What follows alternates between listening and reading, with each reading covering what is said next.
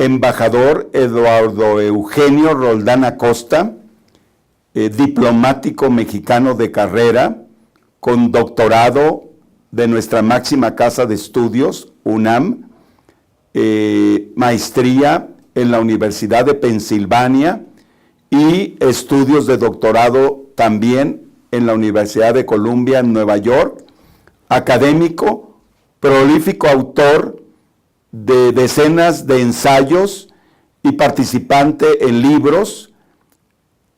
Estuvo adscrito a nuestro Consulado General en Hong Kong, nuestra embajada en República de Corea del Sur y uno de sus últimos encargos como embajador plenipotenciario en la República Árabe de Argelia, con concurrencia en Túnez y en Libia, siendo el único mexicano diplomático que presentó cartas credenciales al jefe del Estado libio, Muammar Gaddafi. Bienvenido, embajador Eduardo Roldán. Es un honor tenerlo en nuestro programa de América Sin Muros sobre las problemáticas migrantes, la relación bilateral México-Estados Unidos. Sabemos que usted estuvo muy vinculado en una buena parte de su carrera diplomática al tema de Norteamérica como director para Estados Unidos y Canadá en la Dirección General de América del Norte y también como director general de delegaciones en todas las labores de protección.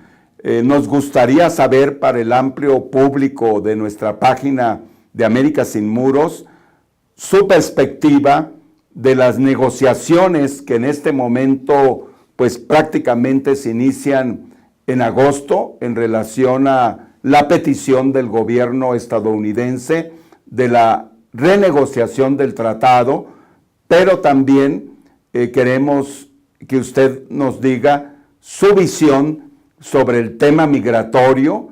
¿Será posible incluir en la renegociación el tema laboral, que siempre ha quedado fuera, y otros aspectos de seguridad nacional y temas que también han interesado a México en relación a cuestiones energéticos, problemas energéticos? En estos días tuvimos la visita del secretario de Energía de Estados Unidos. Un poquito esta visión amplia de la agenda bilateral en estos temas, embajador. Maestro Méndez, es un placer y un honor participar aquí en América Sin Muros, sobre todo con esta iniciativa tan importante en estos momentos para proteger a nuestros connacionales, tanto que se quedan allá en Estados Unidos como los que quisieran o los van a regresar. Muchas gracias por esto y es un gusto en participar, porque yo creo que estos temas son centrales en la relación de México con Estados Unidos y en la relación de México con el mundo. Efectivamente, yo creo que toda negociación, tratándose del TLC o de cualquier otra, es muy importante. La negociación busca un posicionamiento para llegar a un acuerdo. Quiere decir que esto debe de tratarse como un tit for tat, como dicen los ingleses, los americanos, en el sentido que no es dar todo a cambio de nada, sino es un quid pro quo, es algo que se negocia a cambio de algo. Yo creo que en ese sentido es muy importante que voy a dar respuestas a las preguntas, pero para tener un marco de referencia me gustaría decir lo siguiente. Yo conozco a los Estados Unidos, viví en Estados Unidos más de 7 años, me formé también allá, soy mexicano, muy mexicano, pero con ellos hay que hablar con firmeza, hay que hablar a los ojos. Yo le pregunté a un profesor, Zbigniew Brzezinski, que fue consejero de Seguridad Nacional del presidente Carter, o Carter, como quieran, y le pregunté y le dije, ¿a quién respeta Estados Unidos? Él me dijo, a quien se da a respetar. Y nosotros tenemos que darnos a respetar. Y lo digo con todo el convencimiento y que todos los mexicanos debemos de tener la frente en alto, no agacharnos. Tenemos muchos elementos con qué negociar, desde la fortaleza, no desde la debilidad. ¿Por qué la fortaleza? Bueno, porque tenemos elementos que nos fortalecen en esa negociación, en virtud de que tenemos más de 36 millones de mexicanos allá. Y esos que son primera, segunda y tercera generación, pues solamente de ellos alrededor de 4, máximo 5 millones están indocumentados. O sea, por tanto, ellos también son una fortaleza frente a toda la estructura gubernamental. ¿En virtud de qué? En virtud de que esos mexicanos allá, o mexicano-americanos, producen para la economía norteamericana en su conjunto casi el 8% del PIB de la economía norteamericana. Doy ejemplos también. Pocos conocidos saben que hay más de 500,000 de empresas cuyos dueños son mexicanos. Y ellos producen en conjunto 17,000 millones de dólares anuales. En conjunto todo el mundo hispano, incluyendo puertorriqueños, salvadoreños, guatemaltecos, pero el 90% de ellos son mexicanos. Pero en conjunto todos ellos tienen un poder adquisitivo, maestro Méndez, de más de 1,000 millones de dólares anuales. Es decir, no trabajan de gratis, tienen legalmente ingresos y consumen en la economía norteamericana. En conjunto todo el mundo hispano tiene más de 1,5 millones de empresas, pequeñas, medianas y grandes. Pero las mexicanas son grandes empresas. Entonces, este es un elemento. El otro elemento es que precisamente este mundo hispano está orgulloso de ser. En esta coyuntura tenemos que entender que el grueso de ellos quiere quedarse. Entonces, la obligación del gobierno mexicano y América Sin Muros es apoyarles legalmente para que su estancia sea confortable para ellos y beneficio para ellos. No todos quieren venir a México o a Centroamérica. Entonces, los que van a ser deportados o los que están siendo deportados, América Sin Muros tiene una gran tarea para apoyarles en su reinserción en el mundo laboral. Y muchos de ellos, pues algunos de ellos dreamers que ya han sido deportados, afortunadamente Trump recapacitó y detuvo esa orden ejecutiva que había dado. A ellos debemos también enfocarnos. Si los que van a regresar o quieren regresar, tienen una capacidad educativa, una formación profesional de primer nivel, porque se han formado allá, y yo creo que, por ejemplo, las zonas económicas exclusivas que se van a integrar aquí en México, ellos tienen ese perfil profesional. Son más de 500,000 de mexicanos entre los Dreamers. Efectivamente, pero además son jóvenes preparados, el grueso de ellos, porque han estudiado en universidades americanas, y el grueso, yo he visto encuestas, no quiere regresar. Pero a los que van a ser regresados o que ya están regresando, sí los podemos integrar.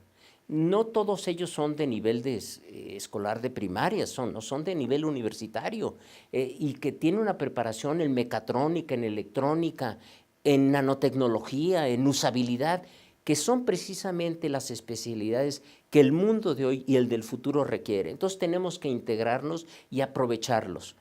Evidentemente, como han estado en una cultura que ha diferido en muchos aspectos con la mexicana, tenemos que ser conscientes y ayudarlos a su reinserción, por una parte. Y por la otra, regresando al TLC, la negociación debe de ser integral. Yo no creo que nomás debe ser la negociación de carácter comercial. En los años 90, maestro Méndez, se decía, cuando estábamos en la Cancillería, el entonces canciller decía que había que departamentalizar la negociación. Lo de narcotráfico con el comercio, separarlos para no contaminar.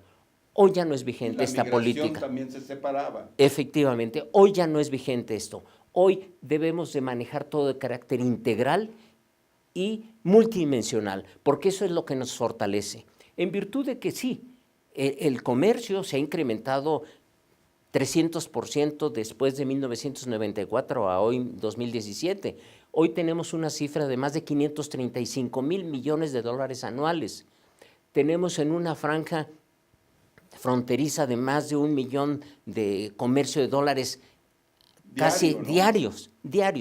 Y tenemos 1,5 millones de mexicanos y americanos que cruzan la frontera diario, 1,5 millones. Tenemos más de 56 puertos de entrada.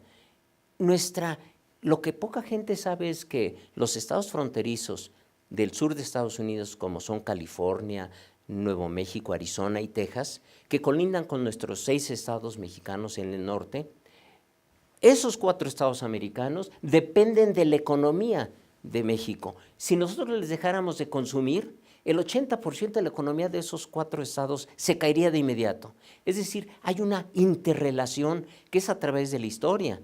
Además, tenemos que entender otra cosa, sin regresar al pasado de que perdimos la mitad de nuestro territorio.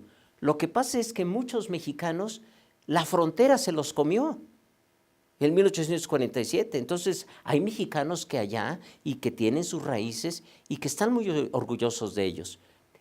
Ellos dicen, la frontera no la cruzamos, la frontera nos cruzó. Efectivamente, y es un hecho verídico.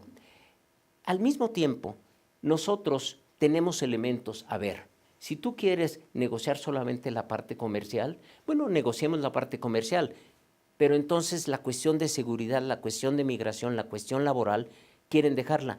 Me da la impresión, por las últimas declaraciones del secretario de Comercio, del secretario de Homeland Security, todos ellos, y el del secretario de Energía, que ya se dieron cuenta la importancia de México para ellos, para Estados Unidos y para su economía, y que no era tan fácil nomás decir, detenemos el TLC o lo denunciamos.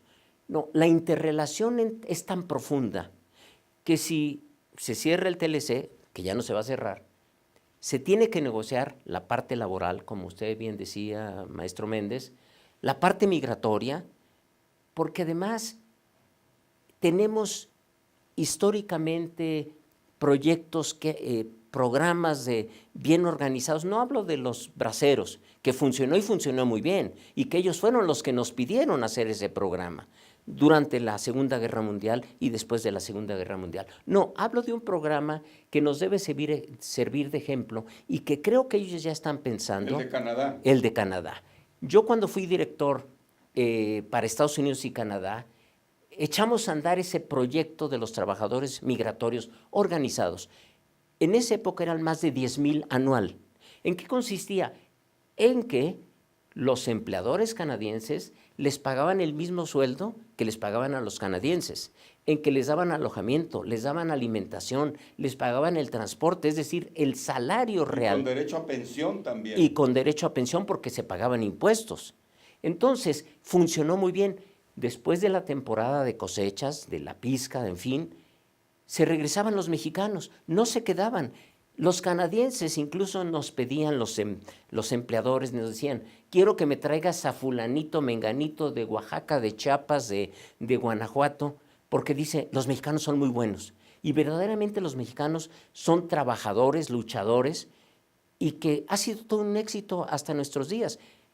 Creo que ya en el último reporte de prensa, el secretario de Comercio señalaba que había que explorar ese programa, pero con Estados Unidos. Esto es ganar para las partes. Y también otra cosa que no se nos debe olvidar, los funcionarios actuales ya de la administración Trump están señalando la posibilidad de que pudiera nivelarse el salario para que no haya una competencia con los trabajadores americanos, el salario en México. Eso es muy bueno. Algunos empresarios en México se han opuesto. Creo que en mediano, largo plazo se van a dar cuenta de la necesidad de aumentar los salarios, no quedarnos en el salario mínimo que anda hoy oscilando en promedio 80, 82 pesos por día, que es realmente... Y de hecho Coparmex dio un buen ejemplo que pidió el incremento del salario mínimo de 20%, o sea, más allá de sindicatos y gobierno, es interesante que el sector empresarial pues ha tomado conciencia de la necesidad de incrementar los salarios porque finalmente tiene que ver con la capacidad de compra y la posible ampliación del mercado interno. Absolutamente. Otra cuestión vinculada a esto es la seguridad nacional. La cuestión que está vinculada también a los movimientos migratorios. No porque el movimiento migratorio sea terrorista, no, sino que puede haber infiltraciones. Entonces los terroristas no han llegado por la frontera mexicana, porque ha habido colaboración. Entonces somos indispensables para ellos y ellos son indispensables para nosotros. Como usted sabe, maestro Méndez, el 90% de la movilidad migratoria no son de mexicanos, el 90% son de Centroamérica, de Sudamérica. Por tanto, el presidente Obama en ese sentido, hasta el año pasado, aprobó un presupuesto de 875 millones de dólares para crear fondos de cohesión social en Centroamérica. Y esto Trump lo detuvo y le bajaron el presupuesto. ¿Qué quiere decir? Que esto va a fomentar mayor migración. Nuestra tarea no ser como mexicanos, como país, no debe de ser el policía de Estados Unidos, como quiso hacer la Unión Europea con los países africanos, hasta que los países africanos se unieron en un frente y dijeron, a ver, ¿cuál es el problema? El problema no es la migración. Si la gente tiene trabajo, tiene seguridad, tiene medios para vivir bien y sobre todo trabajo, no va a migrar. Por tanto, ese proyecto de Obama se va a detener y va a ocasionar lo contrario de lo que quiere la administración Trump. Por tanto, nosotros tenemos que crear y buscar los apoyos de Estados Unidos para que incrementen los presupuestos y crear fondos de cohesión social para facilitar fuentes de trabajo y estabilidad en esos países. Nuestra frontera en el sur es muy frágil y bueno, en ciertos momentos, en muchos momentos se han utilizado para la migración, vinculada a la corrupción. Tenemos que ser muy claros, ha habido corrupción de las autoridades locales, de las autoridades a altos niveles. De modo que si queremos... En el manejo de este flujo migratorio, que las estadísticas últimas hablan de más de 400,000 hasta medio millón que transitan por México. Creo que México tiene ahí una asignatura pendiente con los países de Centroamérica, en particular el famoso Triángulo del Norte, Guatemala, Honduras y El Salvador, de donde vienen el 95% más de estos transmigrantes. ¿Qué políticas debemos seguir? La reunión de Miami de seguridad y prosperidad, como que a mí no me auguró que se fuera mucho por la parte de desarrollo, bienestar, sino más bien un énfasis un poco más policíaco, sentí yo. No sé si mi apreciación es correcta, embajador. Absolutamente correcta y coincidimos. Se habían generado muchas expectativas de esa reunión de Miami, pero finalmente resultó que en vez de avanzar se retrocedió. Es la visión policíaca de que tú tienes que ser el policía para controlar esos flujos migratorios. No va por allí. Eso ha fracasado desde los años 70 y lo digo por qué. Porque si nosotros tenemos en un sistema de entrada y salida, si colocamos a la izquierda los problemas reales, son las hambrunas, la falta de respeto a derechos humanos, la falta de trabajo, la impunidad, la falta de respeto a la ley, la corrupción. Esos son los problemas reales del mundo de hoy. ¿Y cómo los estamos atacando? Los estamos atacando contra la lucha al narcotráfico. ¿Por qué hay narcotráfico? Porque no se están atacando esos problemas. ¿Por qué los jóvenes de hoy no tienen opciones y se meten al sembradío de amapola en Guerrero, cuando si se les diera oportunidad de una formación, de una fuente de trabajo, no se meterían en eso? Entonces, estamos volviendo al sistema policíaco, lo cual es muy grave, porque va a acentuar los problemas en vez de disminuirlos. Yo quedé también muy desanimado de los resultados de esa reunión. Creí que iban a tener una visión integral, precisamente, de la problemática, y nos estamos militarizando, nos estamos judicializando, estamos volviendo otra vez un Estado policíaco. Esa política está totalmente equivocada. Tenemos que ver las causas y no los efectos. Se ha confundido la variable dependiente con la independiente y eso está mal. Tenemos que hacer una reflexión y yo creo que este tipo de de medios nos ayudan para concientizar a la población, para exigir a nuestras autoridades de que no es el camino correcto, porque otra vez nos quieren imponer el sistema policíaco, nosotros somos los malos, ellos somos los buenos. Me viene a la mente una frase que encierra mucho. Emiliano Zapata dijo una vez: si quieres ser águila, vuela. Si quieres ser gusano, arrástrate. Pero cuando te pisen, no empieces a gritar. O sea, tiene un significado porque tenemos que prever los problemas y tenemos que darnos a respetar. Somos fuertes. Regreso a los temas con los que iniciamos esta conversación. Por ejemplo, somos el 4º productor de celulares, de refrigeradores en el mundo, el 6º productor en el sector aeroespacial. Somos los primeros productores de pepinos, de aguacate, de mangos. Y el grueso de ellos se va a Estados Unidos. ¿Por qué? Porque tenemos mano de obra calificada. Y eso debemos de hacérselos saber en las mesas de negociaciones para decir, bueno, si no me vas a favorecer en un tit for tat o en un quid pro quo, pues yo no voy a colaborar con la cuestión de seguridad. Doy un ejemplo histórico muy real y muy efectivo. Marruecos tenía conflictos con España por la cuestión de Ceuta y Melilla y dejó entrar a todos los africanos que venían de Angola, de Nigeria, a través de Marruecos. Y les invadieron Ceuta y Melilla, tomaron las fronteras. Era un problema para España, porque España le quería decir a Marruecos, tú eres el policía, tú me vas a contener. Y Marruecos dijo, no, yo no soy tu policía. Si quieres que te apoye, dame beneficios de entrada en el comercio y dame apoyos para fondos de cohesión social, para esos países, para mismo Marruecos. Y solución santa, obligaron a España a negociar con Marruecos y Marruecos no se convirtió en el policía de España. Nomás un ejemplo, pero así vemos otros en la historia. En el tema de tu experiencia en la Dirección General de Delegaciones, yo sé que todo el conjunto y la red nacional en cada estado, pues tienen labores de protección. Mi pregunta es, ¿cómo sientes actualmente la coordinación de los estados de la República con el gobierno federal en todo lo que se refiere al tema de migración, al tema de protección consular? ¿Qué podrías aconsejar en términos de esa coordinación? Porque sentimos, la percepción de América Sin Muros es que a veces hay políticas, por ejemplo, de la Ciudad de México, del estado de Michoacán, a veces recurren a la parte de la delegación de la Secretaría para hacer los enlaces con la red de 50 consulados. ¿Qué se debería mejorar en este contexto que puede convertirse en un contexto complicado si se generan más deportaciones? Yo creo que es una excelente pregunta.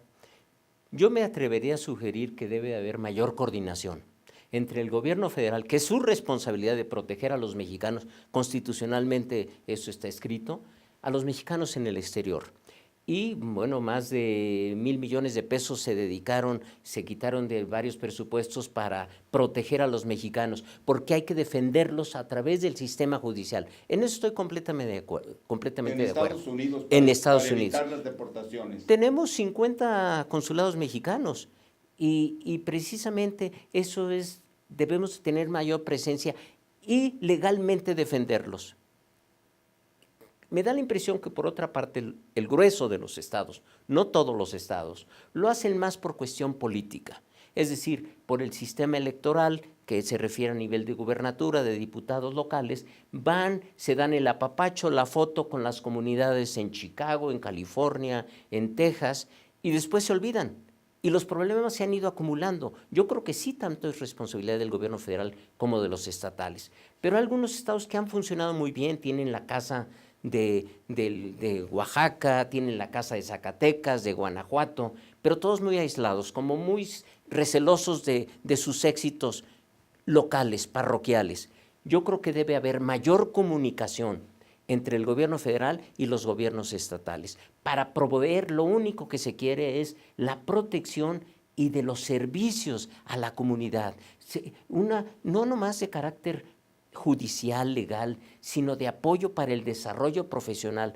En uno de esos viajes a Estados Unidos me decían unos mexicanos, me decían, tráiganos gente brillante, gente inteligente, aunque no le entendamos algunas veces, porque queremos saber más, queremos aprender más. Y se ha descuidado, porque nomás se les ha utilizado para estas cuestiones electorales, para la fotografía, y yo creo que hay para apoyarlos a su desarrollo personal, profesional, desarrollo de casas comunitarios de los migrantes, pero que funcionen no solamente para eventos políticos, para el desarrollo profesional, para la difusión de la historia de México allí, porque esas nuevas generaciones pues se están olvidando de sus raíces.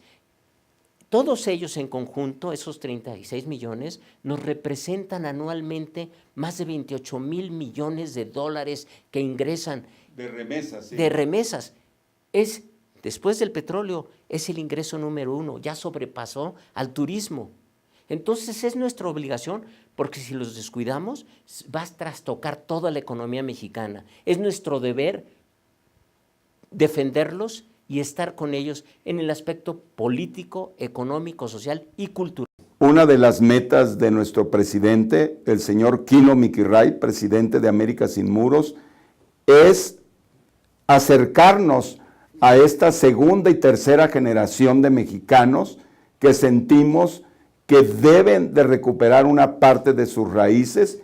Es importante su integración a la vida política, social como ciudadanos estadounidenses, también por la ley de no pérdida, y siendo hijos de mexicanos nacidos en México, pueden tener también acceso a la nacionalidad mexicana, y creo yo que ahí en esa generación hay mucho potencial, especialmente por la influencia política que tienen y que van a tener muchos de estos jóvenes en la elección de un presidente en el futuro. Absolutamente de acuerdo. Yo creo que nuestra obligación es cambiar ese paradigma ahistórico que antes se decía, no hay que intervenir en la política de Estados Unidos porque ellos van a intervenir en la nuestra. Estados Unidos siempre ha intervenido en nuestra política interna. Se nos debe de quitar ese miedo y trabajar con nuestros mexicanos o mexicanos americanos para que se organicen políticamente, y yo estoy seguro que más temprano que tarde el vicepresidente de Estados Unidos va a tener un apellido López, Martínez, Ramírez. Es indudable. Pero para eso tenemos que también fomentar su organización política, su organización social, para que participen, que no tengan miedo y que participen. Eso no es nuevo, lo hace Francia, lo hace Inglaterra y sobre todo Irlanda. El grupo político de Israel tienen un lobby que permanentemente está actuando en la política de Estados Unidos. Tenemos que actuar, ya no hay muros. América Sin Muros es bien hecho, pero yo no hablo de América, de Estados Unidos, hablo de todo el continente porque nos han robado el nombre. Esa es nuestra idea, es todo el continente. Efectivamente. Entonces, debemos de derrumbar muros. Sin la economía, ya no existen los muros. Antes se hablaba de la geopolítica porque era la conquista de territorios, era el avance territorial, geográfico. Así se conquistaba el mundo, desde que el mundo es mundo. Hoy ya no es la geopolítica la que predomina, hoy es la geoeconomía. ¿Por qué la geoeconomía? Porque la geoeconomía es la lucha por los mercados. Y vemos que los conflictos actuales del mundo de hoy son de carácter económico. Es la lucha por los mercados, salvo Crimea, pero todos los demás es porque Estados Unidos dice, ah caray, yo estuve en mis guerras creadas o fabricadas en el Medio Oriente, y resulta que China y Rusia empezaron a penetrar los mercados de África, los mercados de Asia y los mercados de América Latina. Nosotros tenemos inversiones chinas en toda América Latina. Hay más de 1,300 empresas, hay más de 1,000 empresas coreanas aquí. No todas son estadounidenses. Tenemos tecnología rusa en la presa del Cajón en Nayarit. Se quiso crear helicópteros con tecnología rusa, pero Estados Unidos presionó para que no se hiciera. Tenemos que diversificarnos, maestro Méndez. Estamos muy norteados. Tenemos que orientarnos. pero verdaderamente diversificarnos para no volvernos débiles frente ante... Sí es viable esa diversificación, porque se habla mucho de la integración tan intensa con Estados Unidos y que aparentemente no deja mucho espacio.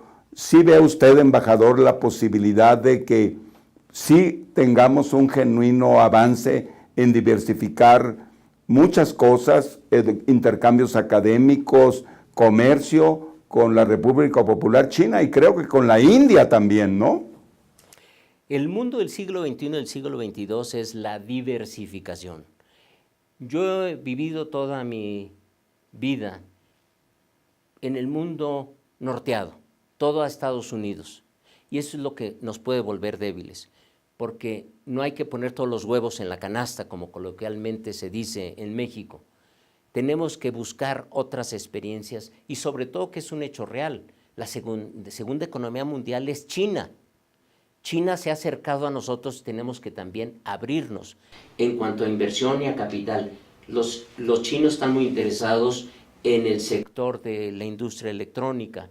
Por ejemplo, ya no son los que producen nomás chácharas, ¿verdad? Sino están en la producción de alta tecnología, de alto valor agregado tecnológico, efectivamente. Pero está también Corea, está también la India. Entonces, tenemos que buscar nuevos mercados, pero verdaderamente diversificarnos, porque en los últimos 30 años, entre el 70 y el 80% de nuestra relación ha sido dependiente de la economía norteamericana. La economía norteamericana no está de aquí hasta el fin del mundo. Es una economía que poco a poco va avanzando al declive. Y quien las va a llevar más es el presidente Trump, porque el mundo de hoy es de globalización, no es un mundo de aislamiento. America First se va a convertir en la América sola o la América aislada, con las políticas de autarquía. La van a llevar a un detrimento económico cada vez mayor. Y si estamos viendo eso, ¿por qué seguimos fijando nuestro futuro en ellos? Tenemos que ver otros horizontes. Yo que he viajado y que conozco, que he vivido en Asia-Pacífico, te puedo decir que el futuro de la economía mundial está en Asia-Pacífico. El Fondo Monetario Internacional, el Banco Mundial, hace 2 meses, en sus cifras oficiales dijeron que al final de este año 2017, la economía asiática va a crecer 6.9%. En cambio, la americana va a crecer 2.3%, la mexicana 1.5%. Y la europea pues anda también muy bajo, ¿no? La prioridad para Estados Unidos, tú tocas un punto, no es México, no es Canadá, no es Europa ni la Unión Europea. La prioridad es China, les preocupa China. Y China está asumiendo el papel que antes asumía Estados Unidos, un papel de liderazgo mundial, de libre comercio. O sea, tú sabes que la economía china pues es una sociedad capitalista, lo único que tiene de socialista es el retrato de Mao Zedong en Tiananmen. Es un capitalismo, vivimos en un capitalismo, hipercapitalismo. Debemos ser conscientes de eso y no temerle, pero siempre en una negociación de quid pro quo. Muchas gracias, embajador, por esta excelente charla, creo que muy iluminadora de las opciones de México, no solamente en el ámbito bilateral, sino esta visión global de pensar mucho en este liderazgo de las economías asiáticas, como China, como el caso de Corea, la India. Creo que hay que estar muy atentos al desarrollo de la India. Le agradecemos mucho su participación en América Sin Muros. Quería saber si tiene alguna, para cerrar la entrevista, algún comentario final, embajador. Yo creo que México tiene que creer en México, debemos de sentirnos orgullosos de ser mexicanos, de nuestros mexicanos que viven en Estados Unidos, nuestra corresponsabilidad con ellos, y felicito a ustedes, a usted como director de América Sin Muros, en el sentido que esto es una iniciativa como ninguna otra se había dado, de proteger al mexicano americano que vive en Estados Unidos, el ayudarle a reinsertarse a una nueva modalidad de vida y el sentirnos responsables de esa nueva tarea. Les felicito y muchas gracias por la invitación. Muchas gracias, embajador.